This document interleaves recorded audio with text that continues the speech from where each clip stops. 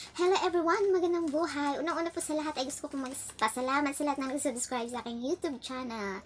So, thank you po sa pagsuporta sa akin and ayan po. So, sa vlog po na ito ay tuturo ko po sa inyo kung paano magkaroon ng agency. In just one click, magkakaroon ka na ng agency. Kasi po, naisipan ko mag-vlog dahil marami pong nag-chat sa akin, nagtatanong kung paano mag-cash out ng earnings, tapos wala silang agent, hindi nila alam paano mag-cash out. So, dati po guys, pwede po natin i-cash out yung ating earnings nang walang agent. Pero ngayon po kasi, nag-iba na po si Chamet, mula nung nag-update siya, hindi na po tayo pwedeng mag-cash out na tayo lang.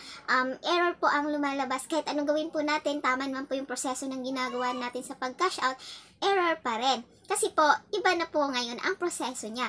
Dapat po kasi, pag-install ng Chamet ay nakabay na po kagad kay agent bago mo po lagyan ng profile, bago mo lagyan ng nickname, bago ka sumagot ng mga calls or mag-live streaming. Kasi po, yun na po yung pinaka bagong rule niya or patakaran. So, nakakaawa naman po yung may mga earnings na ang hirap po kaya abutin ng $10. Tapos, hindi ma-cash out, no? Tapos, may pinaglaanan ka dun sa pera na yon. So, nakakadismaya po.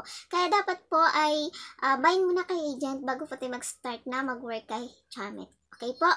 Katulad po ng sinabi ko, bago ka mag-start mag-work kay Chamet, dapat nakabind po kay agent.